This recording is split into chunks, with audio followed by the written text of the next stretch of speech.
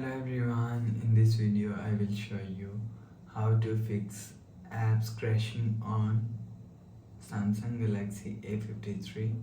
Let's start the video. First of all, if you want to fix this problem, so restart device, just click and hold side power button and click on restart. Again tap on this restart icon, you will see phone is restart. After restarting, enter phone pin, you will see your problem is solved. But if it not solved, open app, go back and close. Open, close, open and close. After the process, you will see your problem is solved. But if it doesn't fix this problem, go to app library.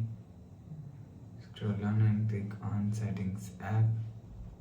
Now in setting, scroll down to end, click on software update. Click on download and install. You will check your software update is latest. If it not latest, update your software latest. After update software latest, go back to home screen. You will see your problem is solved. But if it still not solved, again click on settings app, scroll down to end, click on general management, click on reset and click on reset all settings. Reset setting, enter phone pin, click on done and again click on reset. You will see your problem is solved.